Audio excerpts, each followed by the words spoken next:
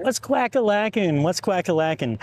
I am 15 weeks into my YouTube journey now. As of the day that I am recording this video, today, my 15th week in a row went up on the Quackers World vlog. So I'm getting deeper into my journey, and I need to start working on making better videos. And I have had one thing that has been a persistent struggle for me throughout this journey. Like literally from the very first week onward, week after week after week, I continue to struggle with this. And I knew that I shouldn't be struggling with it, that it's really stupid that I'm struggling with it. And you're gonna think it's stupid too when you hear it. But for me, it was felt much more real and intense with that than that. And in fact, I continue to struggle with it today. So I wanted to make a video to just document this part of my creator journey, particularly for anyone else who is new to YouTube. This is something that it's not going to be an issue for a lot of you, depending on the type of content that you make. You're never going to encounter this. Others of you, when you do encounter this, you're going to have a personality type that it's not a big deal. You're not going to struggle with it the way I did. But there are going to be a lot of other people who both encounter this and struggle with it just the way I did, and the way I continue to struggle with it, I should add. And so I'm making this video for those people, just to document it for their sake, as well as for my own.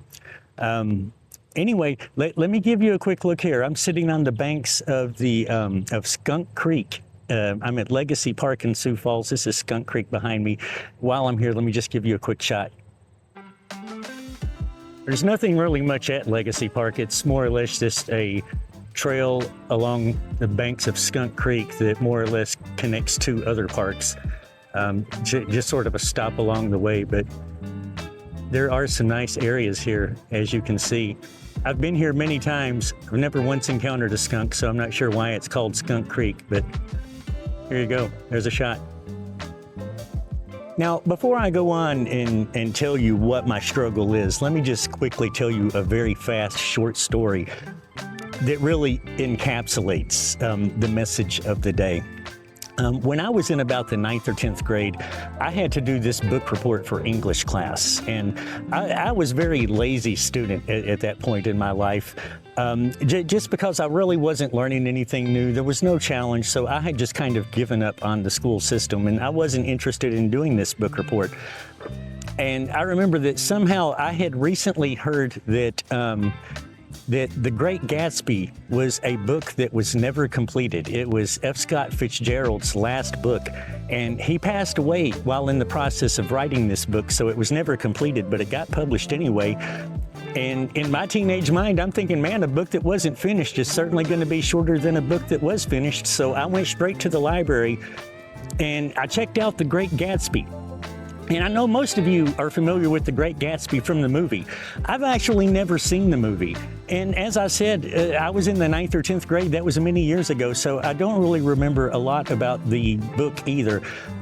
But there was one line in this book that really just stood out to me and sort of seared itself into my memory.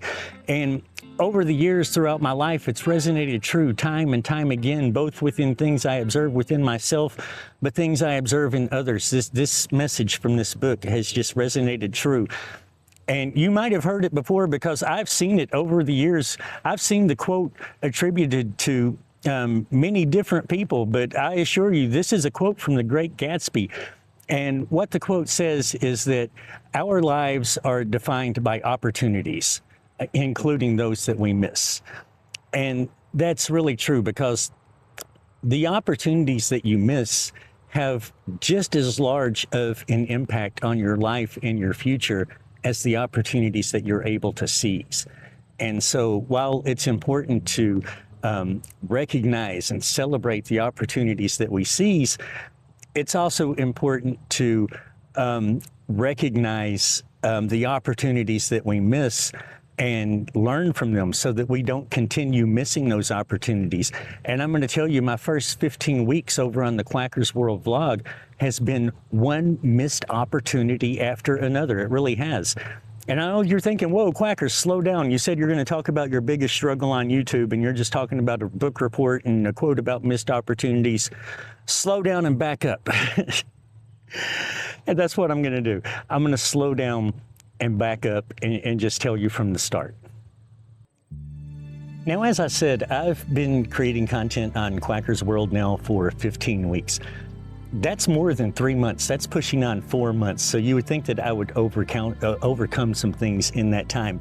And I really have. If you look at my first video on that vlog and then look at my most recent video or any of my more recent videos, you can see that I've really come a long way on that channel, despite the fact of having this same struggle over and over. And for me personally, it really has been the hardest part of creating content. And it's kind of weird because it's not at all what I expected the hardest part to be. When I first started this journey, I thought the hardest part of being a content creator was going to be having people that I know in real life see my content, right? Especially in the early days when I'm just still trying to figure it out. Even now, 15 weeks in, I'm still figuring it out and learning something week by week. But those first few weeks when you're really figuring it out, the last thing you want is for someone you know to just come across your video, right? But in my case, that's exactly what happened. I figured that this might happen at some point, like when I'm 6 or 8 months into the process and I'm better at making videos. No. This happened to me 2 weeks into my YouTube journey. 2 weeks. 2 weeks, I was at work and I was going to go outside on work at break time. And as I was approaching the exit, I saw one of my coworkers, Cody, and he got really excited when he saw me and he said, "Quackers, I saw your YouTube." And I was instantly horrified. I said, "How? How did this happen?" And he said, "Brooklyn saw it and showed it to me." And this was such a weird moment because I work with Brooklyn all the time. I know exactly who she is, but I was just in such shock that he just told me he saw my YouTube channel that I drew a complete blank. And I said, "Who is Brooklyn and how did they know?" And he said, "You know, the PA from up in Reben." And I said, "Oh," I said, how did she know? I've only been doing this for 2 weeks. And he said, "I know." He said, "We watched both episodes and we're going to watch again next week." And it really freaked me out. I said, "Cody, man," I said, "Cody, you're messing with me." I said, "It's one thing to go out and do this knowing that no one's going to see it, but it's something entirely different to go out and do it knowing that your coworkers might see it." And he said, "Not might see it. We did see it and we're going to watch it again." And I was so freaked out, man, that got in my head so bad that the whole rest of the night, or not even the rest of the night, the whole rest of the time I was there, which wasn't very much longer, I just kept thinking, who else knows? Who else saw this? Who else did they tell? And I didn't know who else knew about it, but I wasn't going to stick around to find out. I left work about an hour after that, right in the middle of my shift. I just went home. But then I got over it because they came into my comments and they were really supportive, and I got over it and I told a few other people about it and they were also really, really supportive. So it kind of got me over that fear, and that's what I thought my biggest struggle was going to be. But no, as it turns out, my biggest struggle on YouTube has been just putting other people on camera. And it's been a monumental struggle that's just filled with anxiety. The way it makes me feel is like, before I started filming YouTube, I would always want to film, and usually at nighttime when I can't really go out in the middle of the night, 1 or 2 in the morning, I'd feel really excited, like, I want to do this. I'm going to go out tomorrow and do this. And then tomorrow came and I'd put it off. And following putting it off, as evening rolled around, I'd start feeling a lot of anxiety and regret that I had put it off. And that would lead into at nighttime being really excited, let's go get it tomorrow. And it was just a cycle. But that anxiety of not going out and doing it reminds me of the anxiety that I have every time I have encountered this struggle. So here's the deal from the very first week. Let me get my notes so I can make sure I don't leave anyone out and give you a rundown. Let me check my notes quick. Notes will save you every time. I got front and back page for this. So let me get out of the plants so I don't hurt them. All right. And this isn't even all of them. This is just the main missed opportunities. Remember, our lives are defined by opportunities, even those we miss. These are some of the main missed opportunities that I have had during my 15-week journey over on Quacker's World so far. My very first video I went out to Falls Park, and it's so cringe to watch it back now because I have come a long way in a short time. But we all start somewhere, right? And that was where I started. And I was at Falls Park, and I had my gear out. My gear was out in my hand. I hadn't started yet, but I was ready to go. And this old man, he comes up to me and he starts telling me stories about his childhood, playing over at the Queen Bee Mill, which I already knew full well I was going to talk about the Queen Bee Mill in my video. And this guy comes up telling me this incredible story that when he was a child, they used to get to play inside that, but they hadn't filled it in yet. The ground wasn't level. It actually went down to a basement level, so kids were always falling and getting hurt. So that's why they put the fence around it and filled in the ground to level it off. And he was telling me this incredible story that would have been great to include in that video had only I had the nerve to ask him if he would tell that story on camera. And I'm sure he would have. I already had my gear in my hand when he approached me. He knew I was there to film. I'm sure he would have. But I was just too afraid to ask, so that never made it into my video. And then when I went to the Pettigrew house, you have to go on a tour to see the inside of the house. And I went on a tour with this group of old ladies, and after the tour, I was talking to them, and one of them was telling me about how when she was a little girl, she used to spend the night in that house because she had a friend from school who her father was the caretaker, and they lived there, and they used to spend the night in the Pettigrew home. And can you imagine the stories I would have gotten from her if only I had asked if she would tell those stories on camera. The Cathedral Historic District, wow, what a failure that was. I went to the Cathedral Historic District, and I'm walking around, and I was actually even planning to film this house. But there was a guy sitting outside having a smoke, so I decided I wouldn't include it in the video. I wouldn't film that house, right? And I was still looking at it because it's beautiful, and he saw me there, saw that I was filming the neighborhood, so he came down to talk to me. He did. He's restoring this house. It's a beautiful old home. If you're interested in checking out his restoration, he's over on Instagram. It's the Carpenter House SF on Instagram. So he came out, and I talked to him for a good 10 or 15 minutes about the restoration that he's doing on this home. And he told me quite a bit about the history and stuff that would have been really great to include in that video if only I had asked him to tell it on camera. But for whatever reason, I was afraid to ask. And clearly he saw that I was there filming. It's probably the whole reason why he came out to talk to me in the first place. Let's see what was one of the other ones that I wanted to make sure to not miss. I know there's one of them I'm definitely not going to miss, but I think there was one more. Oh, 1880 Cowboy Town. 1880 Cowboy Town. Before I got there, I wasn't even ready to start recording yet, but the guy, Brad, I mentioned him in my video, the guy in the store when you pay to go in.